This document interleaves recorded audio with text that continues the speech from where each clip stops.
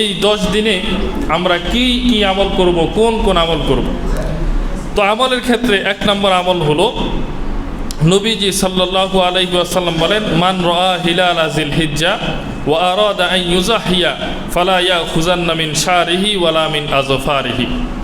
1 নম্বরের আমল, জিলহজের প্রথম 10 দিনের 1 নম্বরের আমল, নবীজি সাল্লাল্লাহু আলাইহি ওয়াসাল্লাম বলেন, যে ব্যক্তি জিলহজ মাসের চাঁদ দেখল, তাহলে সে যেন কি করে, সে কোরবানি করার ইচ্ছা করে। যে ব্যক্তি জিলহজ মাসের চাঁদ দেখলো, ও আরাদা আন ইউযাহিয়া, এবং সে কোরবানি করার ইচ্ছা করলো, তাহলে সে কি করবে, ফালা ইয়াখুযান্না মিন শারিহি ওয়ালা মিন আযফারিহি, সে তার শরীরের চুল, পশম ইত্যাদিকে কাটবে না এবং তার নখ কাটবে না। মানে আমরা আমাদের চুল এভাবে মোচ, আমাদের অবাঞ্ছিত যেই পশমগুলো আমরা কেটে ফেলি এগুলো, এবং আমাদের নখ, এগুলোকে এই 10 দিনে কর্তন করা যাবে না। এটা হলো 1 নম্বরের আমল। এই আমলের দ্বারা কি হবে, এটার ফজিলত হলো, এর মাধ্যমে আল্লাহ তাআলা আমাদেরকে একটি কোরবানির সওয়াব দিবেন। এই হাদিসের মধ্যে এসেছে, নবীজি বলেছেন, যে ব্যক্তি কোরবানির ইচ্ছা করেছে, যে ব্যক্তি কি করেছে, কোরবানির ইচ্ছা করেছে, সে যেন এই আমলটি করে। সে কি করবে, জিলহজের প্রথম 10 দিন তার নখ, চুল এগুলো কাটবে না।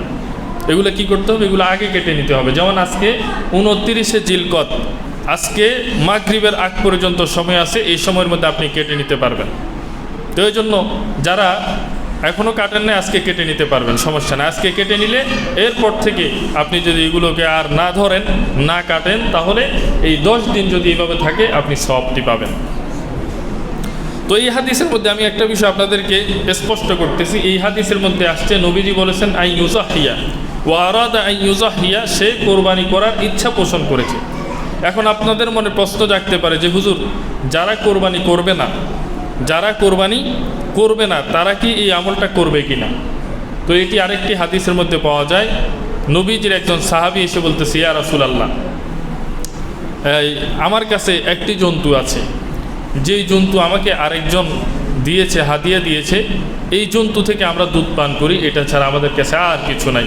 আমাদের জীবিকা নির্বাহের জন্য এই জন্তু ছাড়া আর কিছু নাই, আমরা এটার দুধ পান করেই কোনোরকম আমরা জীবন যাপন করি। তো তিনি নবীজিকে প্রশ্ন করতেছে, ইয়া রাসূলুল্লাহ, আমিও কি কোরবানি করব? আমি কি আমার এই জন্তুটা কোরবানি করে দিব? কারণ আমার কাছে জন্তু কয়টি? একটি, এবং এই জন্তুটাই আমাদের জীবিকা নির্বাহের মাধ্যম। এই জন্তুর দুধ দিয়েই আমাদের সংসার চলে, ফ্যামিলি চলে। এখন আমি কি এই জন্তু কোরবানি করে দিব?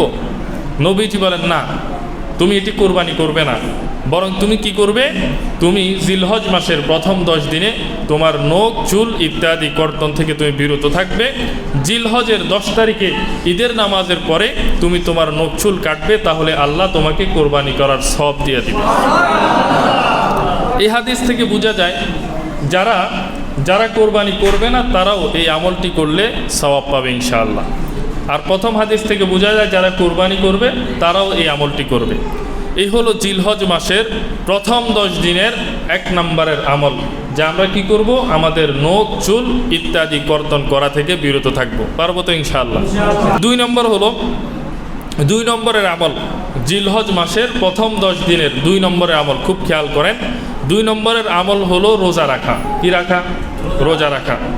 عن أبي هريرة رضي الله تعالى عنه عن النبي صلى الله عليه وسلم قال, হযরত আবু হুরায়রা রাদিয়াল্লাহু তাআলা আনহু থেকে বর্ণিত, তিনি বলেন, আল্লাহর নবী সাল্লাল্লাহু আলাইহি ওয়াসাল্লাম বলেছেন, মা মিন আইয়ামিন আহাব্বু ইলাল্লাহি আন ইউতাআব্বাদা লাহু ফিহা মিন আশারি জিলহিজ্জা। হযরত আবু হুরায়রা বলেন, জিলহজ মাসের প্রথম 10 দিনে বান্দা যে ইবাদত করবে, তার থেকে বেশি প্রিয় আল্লাহর কাছে আর কোনো ইবাদত হতে পারে না। এই 10 দিন আল্লাহর কাছে খুবই প্রিয় ইবাদতের জন্য। হযরত আবু হুরায়রা বলেন, এরপরে আবু হুরায়রা আলো বলেন, ইয়াদিলু সিয়ামু কুল্লু ইয়াউমিন মিনহা বিসিয়ামি সানা। হযরত আবু হুরায়রা বলেন, নবীজি বলেছেন, এই জিলহজের প্রথম 10 দিনের প্রতিটি রোজা, এর বিনিময়ে আল্লাহ তাআলা 1 বছর রোজা রাখার সওয়াব দান করবে। জিলহজের প্রথম 10 দিন প্রতিটি রোজা আল্লাহ তাআলা বিনিময়ে কি দিবেন? 1 বছরের রোজা রাখার সওয়াব। এরপরে হযরত আবু হুরায়রা বলেন, ওয়া কিয়ামু কুল্লু লাইলাতিন মিনহা বিকিয়ামি লাইলাতিল কদর। আর জিলহজের এই 10টি রজনীর প্রত্যেক রজনীতে ইবাদত করার বিনিময়ে আল্লাহ তাআলা বান্দার আমল নামার মধ্যে লাইলাতুল কদরে ইবাদত করার সওয়াব দিয়ে দিবে। তাহলে এই হাদিস থেকে আমরা দুইটা জিনিস জানতে পারলাম। এক নাম্বার হলো জিলহজ মাসের প্রথম 10 দিনের রোজা, প্রত্যেক রোজার বিনিময়ে আল্লাহ 1 বছরের সওয়াব দিবে, 1 বছর রোজা রাখার সওয়াব। 2 নম্বর হলো যদি রাত্রি জাগরণ করেন এই 10টি রজনীতে, প্রত্যেক রাত্রের বিনিময়ে আল্লাহ তাআলা লাইলাতুল কদরে ইবাদত করার সওয়াব দিবে। তাহলে এটা জিলহজ মাসের 2 নম্বর আমল। কত নম্বর? এই 2 নম্বর আমলে আমরা জানতে পারলাম এই দিনগুলোতে আমরা রোজা রাখবো আর রাত্রিবেলা ইবাদত করব। ঠিক আছে না? রাজি আছি তো ইনশাআল্লাহ? এরপরে হলো নবীজি সাল্লাল্লাহু আলাইহি ওয়াসাল্লাম তিনি এই জিলহজ মাসের 10 তারিখের মধ্যে, এই জিলহজ মাসের এই 10 দিনের মধ্যে নবীজি তিনি নিজেও রোজা রাখতেন। কেমন রোজা রাখতেন? যে নবীজি এগুলোকে ফজিলত জানার পর থেকে এই জিলহজের প্রথম 10 দিন রোজা রাখাকে নবীজি ছাড়তেন না, তিনি সবসময় রোজা রাখছেন। এটি আম্মাজান আয়েশা সিদ্দিকার একখানা হাদিসের মধ্যে রয়েছে। আম্মাজান আয়েশা সিদ্দিকা বলেন, আরবাউন লাম ইয়াকুন ইয়াদউহুন্নান নবী সাল্লাল্লাহু আলাইহি ওয়াসাল্লাম, এমন 4টি বিষয় রয়েছে যে 4টি বিষয় নবীজি কখনো ছাড়েন নাই। জানার দরকার আছে কিনা? এক নাম্বার সিয়ামু আশুরা, আশুরার দিনের রোজা। কোন দিন? মুহররমের 10 তারিখ ইনশাআল্লাহ। জিলহজ মাসের পরেই মুহররম আসতেছে, এই মুহররমের 10 তারিখের রোজা, এটি সম্পর্কে তখন আলোচনা হবে ইনশাআল্লাহ। তাহলে নবীজি 4টি জিনিসকে কখনো ছাড়তেন না। এক নাম্বার মুহররমের 10 তারিখ আশুরার দিনের রোজা। 2 নম্বর ওয়াল আশরি, জিলহজের প্রথম 10 দিনের রোজা, এটিকে নবীজি ছাড়তেন না।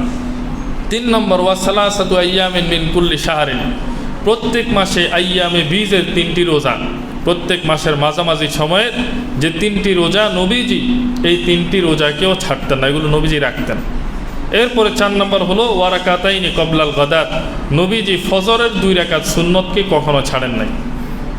এই 4টা বিষয় নবীজি কখনো ছাড়তেন না। একটা হলো আশুরার দিনের রোজা, 2 নম্বর জিলহজের 10 দিনের রোজা, এরপরে 3 নম্বর কি? 3 নম্বর হলো প্রত্যেক মাসে 3 দিনের রোজা, 4 নম্বর হলো ফজরের 2 রাকাত সুন্নত, নবীজি এগুলো কখনো ছাড়তেন না। তাহলে এখান থেকেও বোঝা যায় জিলহজের প্রথম 10 দিন আমাদের কি রাখতে হবে? রোজা রাখতে হবে। এরপরে আরেকটি পয়েন্ট, আরেকটি আমল, সেটা হলো আরাফার দিনের রোজা। কোন দিন? আরাফার দিন। আরাফার দিন মানে হলো প্রথম 8 দিনের রোজার ফজিলত হলো প্রত্যেকটা রোজার বিনিময়ে 1 বছরের রোজা রাখার সওয়াব। এরপর 9 তারিখ আরাফার দিনের রোজা।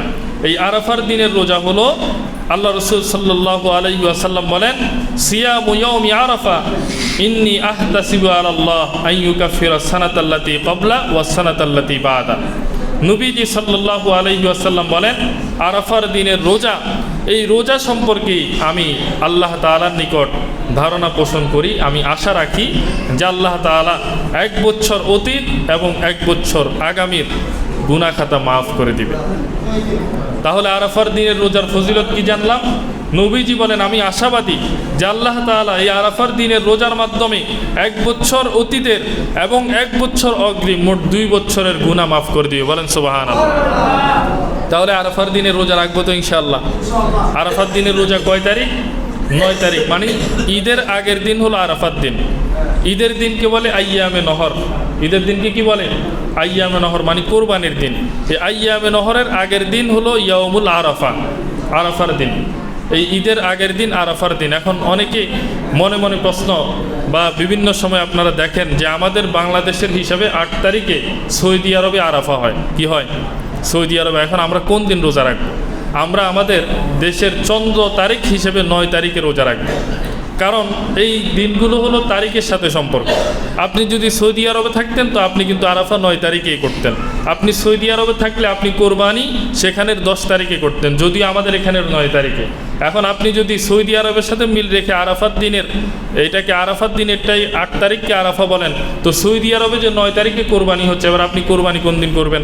আপনি তো 10 তারিখে করবেন। তাহলে 8 তারিখে আরাফা, 10 তারিখে কোরবানি, তো মাঝখান দিয়ে 9 তারিখ, এটা আবার কোন দিন? আরাফা আর আইয়ামে নহরের মাঝখানে আর কোনো দিন নাই। বিষয়টা বুঝতে পারছেন? প্রত্যেকটা অঞ্চলের চাঁদের উপর নির্ভর করে ওখানের ইবাদত। যেমন আমাদের ঈদ উল ফিতর, ঈদ উল আজহা, আমরা সব কিছু আমাদের চাঁদের সাথে নির্ভর। আমাদের দেশে একদিন পরে চাঁদ দেখা গেলে আমরা একদিন পরেই করব। সৌদি আরবের সাথে আমাদের একদিনের ব্যবধান হয়ে থাকে সাধারণত। তো এই জন্য ঈদ উল আজহা এটিও সৌদি আরব আমাদের একদিন আগে কোরবানি করবে, আমরা একদিন পরে করব, সাধারণত যেটা দেখা যায়। তদ্রূপভাবে আরাফার বিষয়টিও এমন। যেমন দেখেন, আজকে কিন্তু সৌদি আরবে জিলহজের 1 তারিখ। কত তারিখ? তো সৌদি আরবের মানুষেরা এই 10 দিনের ফজিলত পাইতে চাইলে তারা কিন্তু আজকে রোজা রাখা আরম্ভ করে দিয়েছে, বলেন ঠিক কিনা? এবং তারা যদি নখ কাটার বিধানের উপর আমল করতে চায়, আজকে কিন্তু তারা নখ কাটতে পারবে না। কিন্তু আপনি পারবেন, কারণ আপনি সৌদি আরব থেকে চন্দ্র তারিখ হিসাবে একদিন পিছনে আছেন। আপনি বাংলাদেশে আছেন, আপনার বাংলাদেশে 29 তারিখ, অতএব আপনি চাইলে আজকে নখও কাটতে পারবেন। আর আপনি চাইলে আগামীকাল থেকে রোজা শুরু করবেন। বিষয়টা বুঝতে পারলেন তো? এই জন্য আমাদের আরাফা হবে আমাদের তারিখ অনুযায়ী, আমাদের নখ কাটা নখ ছাড়া হবে আমাদের তারিখ অনুযায়ী, আমাদের 10 দিন হবে আমাদের তারিখ অনুযায়ী, আমাদের কোরবানি, আমাদের ঈদ উল ফিতর, আমাদের লাইলাতুল কদর সব কিছু হবে আমাদের তারিখ অনুযায়ী। বুঝতে পারলেন তো? যাই হোক, আলহামদুলিল্লাহ আমরা আলোচনা করেছি যে 2 নম্বরের পয়েন্ট হলো এই জিলহজ মাসের আমল সম্পর্কে। তো 1 নম্বর বলেছিলাম আমরা আমাদের নখ চুল এগুলোকে এই 10 দিন কাটবো না।